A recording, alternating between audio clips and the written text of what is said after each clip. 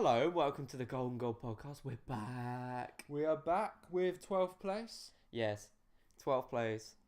the mighty Stoke City. Stoke City. Stoke City are a strange one because I probably would have put them higher. I would as well. I mean, they finished ninth in the previous 3 seasons. They've got a good sort. They haven't had that many changes. They haven't lost any big name players or anything like that. No, true. So why are they so low, Rhys? I think they would have been higher for me certainly if they'd improved the squad.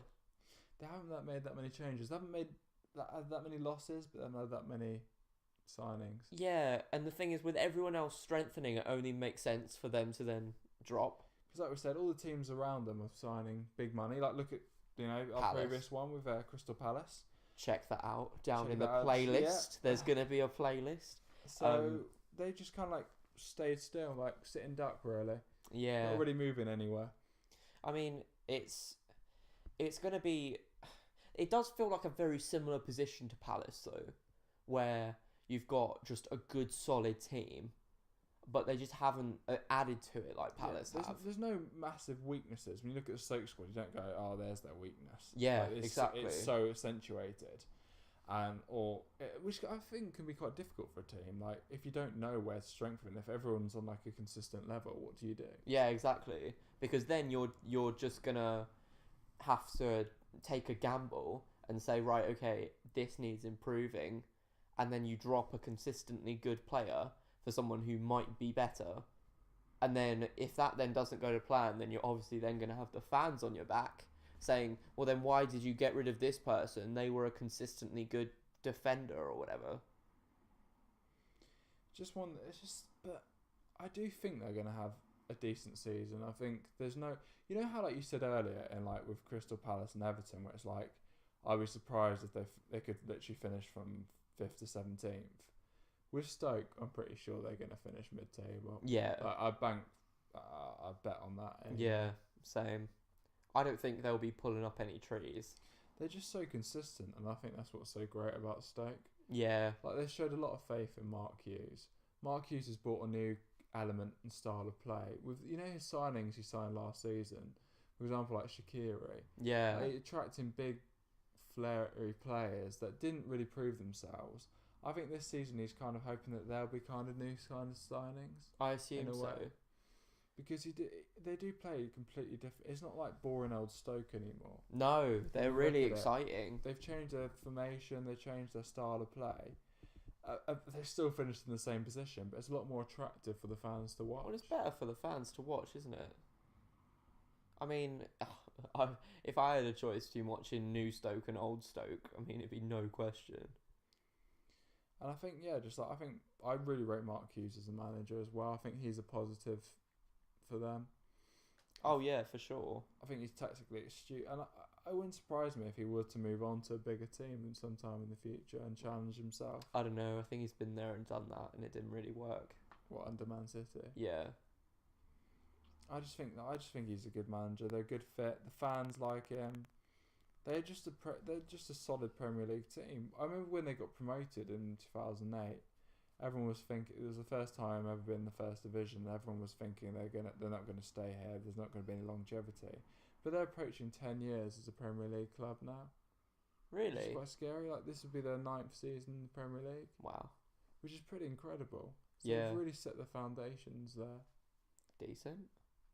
I can't believe that's been nearly 10 years. Well, we've been 8 or 9 seasons in the Premier League. That's mental. Which is quite scary when you think about it. Strengths. Well, they play good football. We've already mentioned that. And I think they've got some stars in that squad. Same. I think Shaqiri.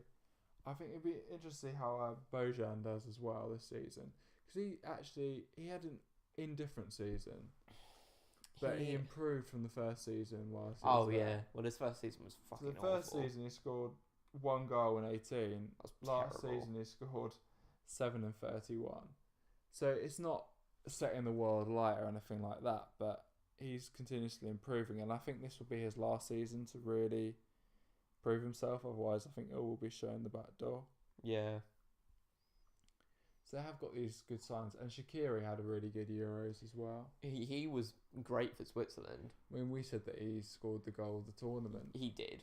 I'm sorry, like he just did. It's not even a question. I don't understand how people can argue that. I said this during the Euro review.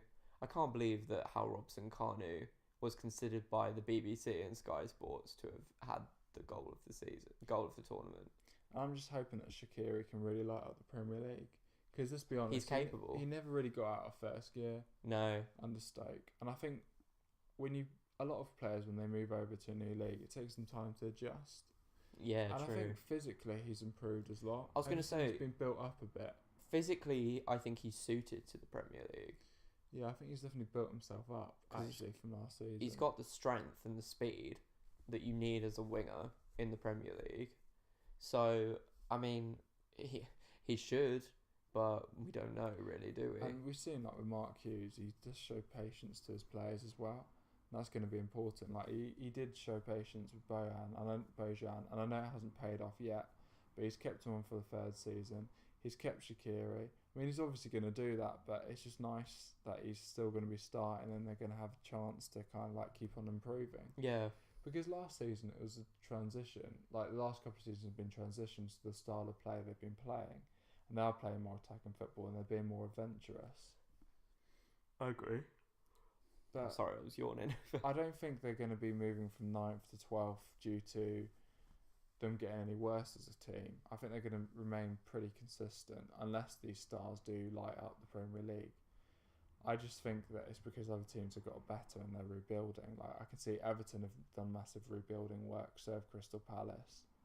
So they're going to be leapfrogged by the likes of them. Yeah, it's going to be weird to see Stoke like just I think this is going to be like the sort of Swansea City of this year, where you're just sort of like, yeah, they're just solid, or the Bournemouth, they're just solid, but they're not gonna break the top half. You're not going to see them a lot in the headlines. They're going to be that. There's always that side every year that they go really unheard of. Like not much happens. They don't do that much exciting, but they stay safe. They get pick off about 50 points a season. They won't be in a relegation battle. Yeah. They won't be challenging for Europe, but they'll just be there. Yeah. But then, as a Stoke City fan who's had years of not being in the first division, they care a lot about their Premier League status. Yeah, of course. Do you reckon they could cement any challenge in any of the cup competitions, maybe? Or do you think their main focus is going to be on the league again? If they perform well as the team that we know they can be, then I would say they're probably more of a cup team than a league team. Didn't they get to the League Cup semi-final last season and they lost out? They just missed out to Liverpool. Yeah. So who knows? I mean, that would be fantastic. I mean, if they can finish mid-table and get a good cup run like they did last season, their fans are going to be happy. Yes. And there is no bad animosity at Stoke. That they have a good relationship with the manager. The manager's respectful. Yeah. He does kind of like personify the club in a way. Yeah, very true. safe. Plays the safe option. But he is passionate as well, though. Like if he's in a position where he's losing, he's not just going to sit there and be, all like Wenger-esque, where he just, if his team's losing, he just gets all arsey and gets sulked. Sulks. Yeah. He's a classy man, and it's a classy club. Yeah, exactly. What about weaknesses now then? If they're going to make transfers, they're going to leave them late. Yeah, they haven't really had much going on in the transfer window. No. I mean, if they made any signings, I can't really think. I don't think they have. No, I can't think of any on the top of my head at the moment. Because I thought they would have signed another striker. I really thought they would have signed another striker to go alongside Diouf. Because it's like no longer they don't really have the Peter Crouch that they once relied on like that, because he's getting on a bit. They still have Peter Crouch, but I mean they're just not going to play him. He's not going to play. He's getting on a bit. So. Yeah. I mean they're just not going to play. I mean, it's weird though, because if they're playing the 4-3-3, that like they know that they're gonna play. It's what they played last season, and if they've. But actually, in pre-season they've been reverting to 3-5-2. You reckon? Yeah, no, they reverted to 3-5-2 in pre-season, Wow. and then it didn't work for them. They've had a really bad pre-season because obviously playing three at the back for a Stoke team and overloading the midfield. That doesn't seem right. Not for a Stoke team. Yeah, What? So they're playing 3-5-2 with wing backs? yeah, Oh, okay. but then it didn't work out. I mean, they tried that near the end of last season. They only won one of the last 7 matches. Oh. I see. Well, if they are gonna play 3-5-2, and to be fair, one thing that I would worry about with Stoke playing 3-5-2 or 4-3-3 is that Mark Hughes, he may be tactically adept, we'll say, Yeah, tactically adept, but he doesn't really change his formation and shape and style too much. He tends to keep it the same, which might become predictable. do you think teams will find them out? Yes. If they're playing 4-3-3, then definitely. Because 4-3-3 is easy to counter. All you have to do is hit a team playing 4-3-3 on the counter and then you're done. And they don't have much speed in that squad either, so Well, certainly not in defence. not in defence at all. Do you also? I've highlighted the fact they have a real difficult start. Like they've got Middlesbrough City. Do they have and a tough? Tottenham. Do they have a tough fixture list at the Yeah, start? they have a tough fixture list. Who do And they have for their first few games? Middlesbrough City and Tottenham. So if they can't get off to a good start, you just don't know what's going to happen. Yeah. Because they do have those. Like I know, what I've noticed is like the Stoke City like 10 years, like when they first joined the Premier League, they weren't as good, but they had like a real like team unit. You know, like the same players like Rory Delap. Like old yeah. school Tony Pulis. But now you have these individuals like Bojan who puts his head down if he doesn't get a goal or he doesn't start, and like Shaqiri who can be known to do that. There's not as many leaders in that team. That's what worries me if they do get off to a slow start. Yeah. I mean, you've still got Ryan Shawcross in there. They don't have Mark Wilson anymore. No, that's a big loss. That's a big loss for them. Not necessarily maybe for ability, but certainly for leadership, I think. And familiarity as well. Yeah, that too. I mean, I look at this. I look at this Stoke squad, and I go, I can't see a weakness in there. But when you look at personalities, there's only a couple players where I look at them and say that's a leader in that dressing room. I can think of 2 off the top of my head. I can think of Ryan Shawcross and Glenn Whelan. That's it. It just reeks of mediocrity. Yeah. It's very much like this podcast is very much like there's not really much going on at the club. It's almost as if like they're banking on the star players and all those signings they made last year to adapt better than they had done previously. And it almost makes it hard to talk about because like it's almost as if nothing is changing. They're pretty much the same Stoke side as last season. Yeah. They've experimented over the pre-season into latter parts and failed. So I'm imagining they're going to revert back to that 4-3-3, which I can't imagine. Well, if they do, that won't go down well. Yeah. That won't go down well because the 4-3-3 was figured out last season. Yeah. I mean, on Mark Hughes, do you think that he's capable? I don't know. I think I always find with Stoke is they're not the most ambitious of teams. I think they tried signing these big players last season and it didn't really work out. Well, they finished 9th, but they'd finished 9th. That's the highest ever league position, isn't it? Oh well, for Premier League. Like they're just very. So obviously they've won the consistent. league before. They're just very like they're just content. Yeah. There's no kind of like real vigor to move beyond their 9th position. Yeah. Almost as in like, wow, we're Stoke City. We're now top 10 team. Where do we go from here? There's really no plan B. Yeah. So it's probably going to be another mid-table finish from them. Probably. Do you have any players to watch or anything interesting? Yes. I really want to see how Mbula does this season. Mbula? Yeah. I'm a massive fan of Gianni Mbula.